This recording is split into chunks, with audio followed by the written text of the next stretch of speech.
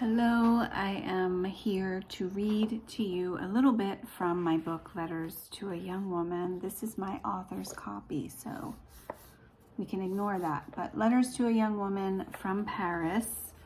I wrote this in 1 week in 2020 from various cafes in Paris. I did edit it a bit and I published it right before the shutdown and the pandemic. And so this year I revamped it a little bit and I changed the cover and I designed the cover myself. And I hope that you will purchase it. It is about women trying to find themselves and me as a mother and a woman trying to figure out my purpose, especially my understanding of God and the divine. If I was always taught from religious leaders and culture that God is male and masculine, and somewhere deep inside my mind that made me feel that being feminine was inferior, and I wanted to understand what femininity was and how I could safely honor and acknowledge what was feminine inside me, because I felt that I lived in a culture that did not honor and cherish what was feminine. And so as a woman, it felt that I needed to prioritize a masculine energy in my life in order to function in any professional way. And yet that was really challenging because I wasn't able to receive, honor what was soft inside me or fluid, and it caused a lot of trauma and suppression that resulted in mental illness. And I think that a lot of women are grappling with this, especially in a culture that we don't feel is safe for us and we don't feel is safe for our children. So we have to protect ourselves, and oftentimes we protect ourselves by being masculine in some way or form. And when I say masculine, I mean goal-oriented, productive, linear, and not as able to receive and flow. And really, to be a healthy person, you need both. You need to receive and flow and surrender and let go. And you need to be able to push and move in a direction toward your goals. In yoga, there is a really great book I love by Eric Schiffman. And he says that the two postures in yoga, the two kinds of postures are push and yield. And so no matter what yoga pose you're doing, you're either pushing or yielding. And the masculine energy is a push energy, which is fine. There are times when we need to be determined and push through something. The yield energy, though, is also really necessary, and that is the more feminine energy, because there are times when it's necessary to step back and let something work its way out or process.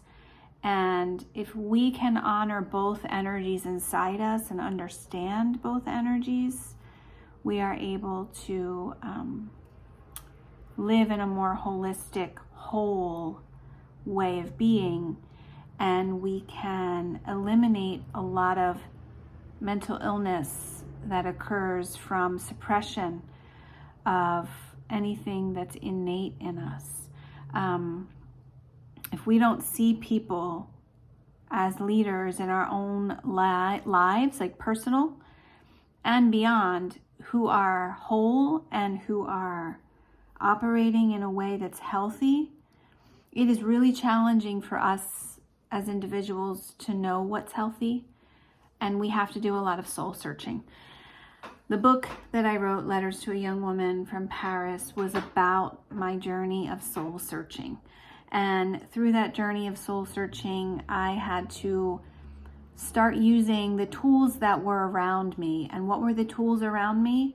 Jesus, the church, the Bible, because that had been what I learned was spirituality. And the people around me knew that in my community. They knew those tools. So instead of rebelling against those tools, I actually decided to go in with an open heart and learn what was really in there so that I could come to terms with who I was as a person, what was God, who was God, and what did God think of me as an individual and as a woman. And if I were to be able to talk directly to Jesus Christ, would Jesus Christ deny me or tell me I was inferior as a woman? Would he tell me there are these certain roles for you and these certain expectations I have of you? Or would he say something different? I really wasn't sure. And so I braved that question and felt that I got to know him at a deeper level. My book is about that journey.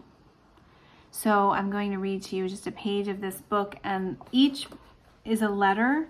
It says for a young woman, but it's really for any woman, men as well, anybody who wants to understand the feminine. It's for the young person inside you if you're older. And this one was January 28th, 2020, 9:04 p.m., and this is in a cafe in Montmartre, Paris, Etienne Marcel Cafe. Honey, for a long time, I was really confused about my purpose, and I felt that I had to put my own interests on the back burner in order to take care of children, or take care of a husband, or earn a decent income with medical benefits.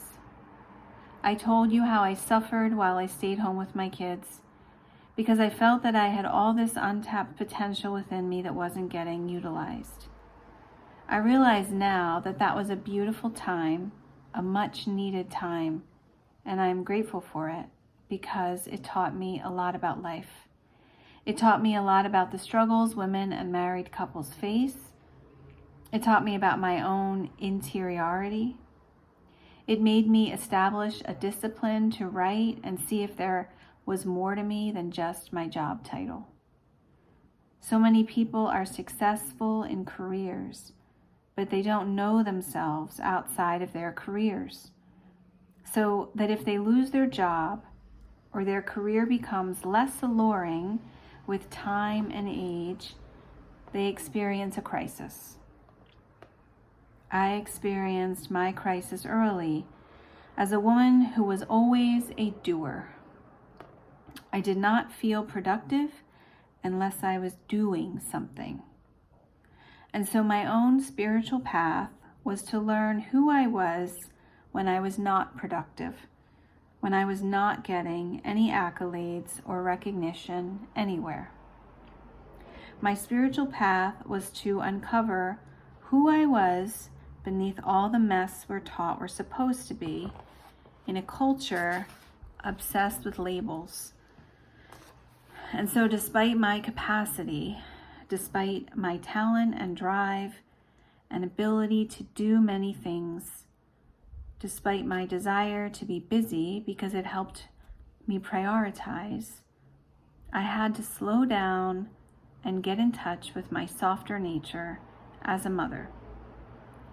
I had to learn that part of myself and really nourish it and provide a good foundation for my kids in a house where they felt safe and comfortable. It's not that kids need moms to be home with them in order to be safe and comfortable. It is just the path I took. And it also taught me about some of the perils of marriage. If you sacrifice a lot for your relationship and don't have enough financial grounding to stand on if that relationship doesn't work out. It also taught me that I was too quick to put faith in other people rather than in myself, because something in me was willing to give my power away and operate from a state of reluctance instead of power. I doubted myself.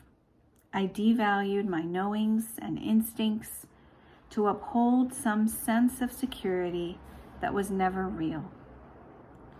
What was real was my own truth, and that had gotten lost. When that happens to you, get it back and avoid a lot of heartache. I hope you will read. You can go to JanaMarieRose.com, and Jana is spelled Jana, MarieRose.com, and you can find out about the book, stay updated on book signings and events, and learn more. Thank you so much for listening. Bye-bye.